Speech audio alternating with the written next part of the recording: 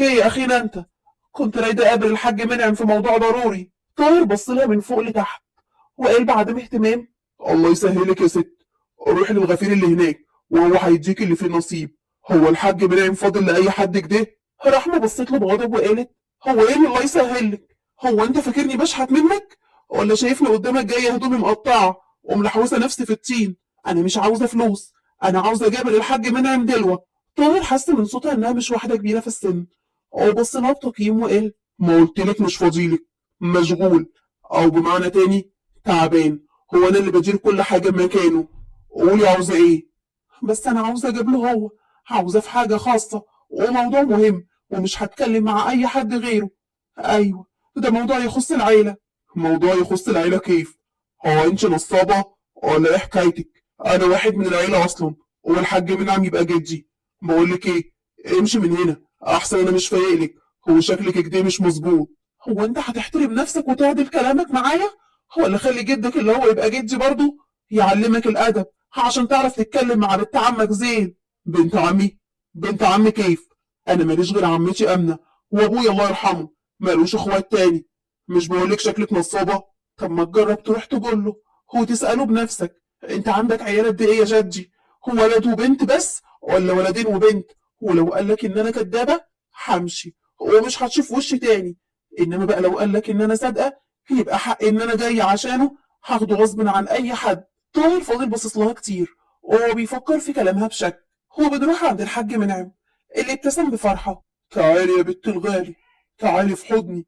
اخيرا شفت حد من ريحه ابني اللي مات من قبل ما اشوفه واودعه.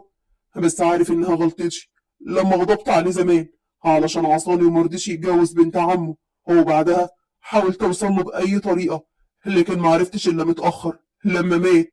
ابوي كمان ندم ان بعد عنك يا جدي، وكان دايما بيحكي لي عنكم. بس فكرة انك خلاص غضبت عليه وعمرك ما هتسامحه، عشان كده خاف يرجع لك علشاني. خايف احسن تقول له سيب مراتك وبنتك.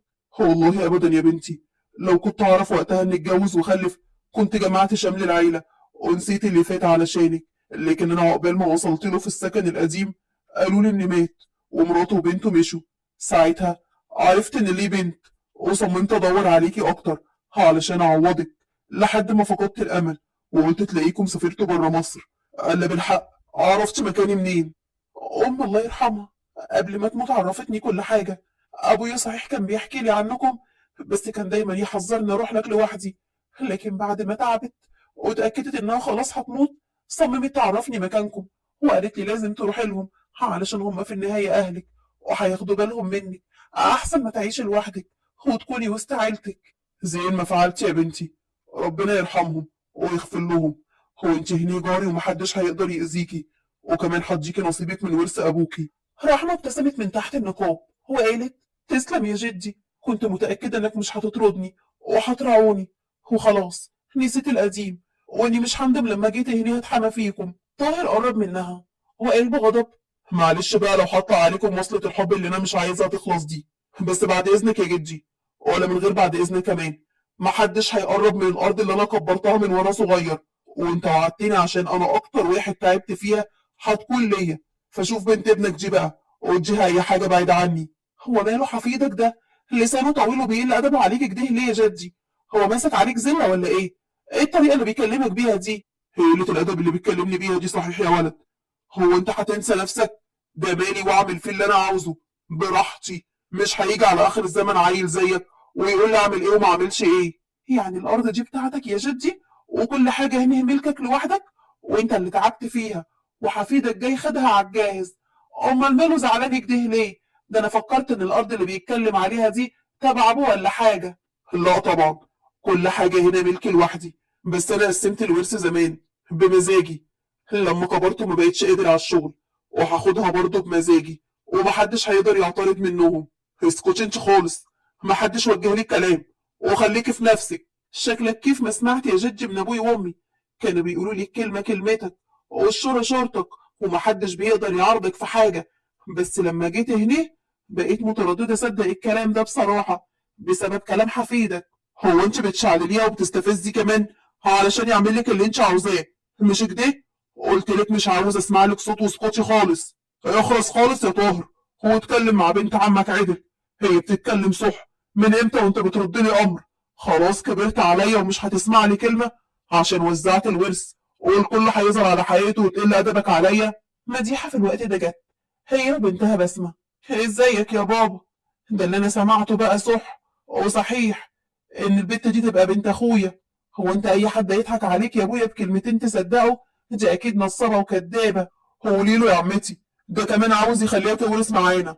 رحمة عملت نفسها محرجة ومنعم بص لهم بحدة. خراسي خالص يا مديحة، ومش عاوز اسمع لك صوت. انا ما خرفتش على كبر، البنت ورتني ورق وشهادات تثبت كده، ده غير كمان صورها مع ابني وهي صغيرة. والاهم من كل ده الشبه بينها وبين ابني الله يرحمه، لما ورتني شكلها ورفعت النقاب لما كنا لوحدنا، وانا حاسس انها حفيدتي. هو مش بجدد احساسي اللي عمره ما خيب. بسمة بنت مديحة قربت وقالت بغضب: هو ايه اللي هتقسمنا فيه ان شاء الله؟ ما انت خلاص قسمت كل حاجة يا جدي. البت دي اكيد نصابة وبتضحك عليك عشان تاخد منك قرشين. اطلعي بره بدل ما اطلعك بالعافية يا بت انتي. انا ما اسميش بنت، ليا اسم، ويوم ما اسمع كلام حد هنا في الدار ده هيكون جدي وبس، مش انتي. ده انا حتى معرفكيش، تطلعي مين علشان تتحكمي في اللي ملكيش فيه؟ لا يا حبيبتي، انا ليا هنيه وزياده اللي يخليني اقعد وامشي اللي على مزاجي.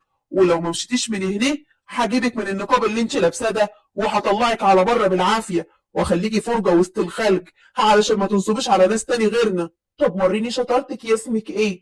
هو انا اللي هخليكي فرجه وسط البلد علشان الناس كلها تعرف ان المنتقبه اللي مش عاجباكي دي علمت عليك يا مهزأه.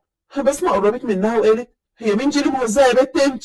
رحنا جريت بسرعه ناحيه جدها تتمسكن: الحقني يا جدي، شايف بنفسك بيعملوا فيا ايه؟ ده هياكلوني قدامك. امال لو مش موجود هيعملوا فيا اكتر من كده. كل ده عشان الفلوس؟ هو انا فتحت بقي وقلت عاوزه حاجه حتى؟ والله يا عالي يا بسمه، هتضربي بنت اخويا قدامي وكلكم خلاص ما عدتوش طايقيني ولا طايقينها؟ وكل ده ليه؟ عشان الفلوس؟ يا خساره تربيتي فيكم، وانا اللي كنت فاكركم جنبي عشان بتحبوني. ايوه كده، اظهروا على حقيقتكم كلكم. يا جدي احنا مش قصدنا كده، بس البت دي مش سهله. هو انت مش واخد بالك من حركاتها المسهوكه عاد؟ هو اللي كلامها وهي بتحاول توقعك بينا ليه؟ هي كانت اللي قالت لكم تسحبوا من لسانكم وقلبوا عليا عشان هي ظهرت في حياتي، مع انكم كلكم وانت بالذات يا طاهر عارف انا قد ايه كنت بشحتف ونفسي في اي حد يدلني على اي حاجه تخص ابني. لو كانت موجوده كانت ظهرت من بدري، بس اشمعنى تظهر في الوقت ده بالذات؟ وطريقتها دي بتخليني اتاكد ان نيتها فيها حاجه مش زينه يا جدي.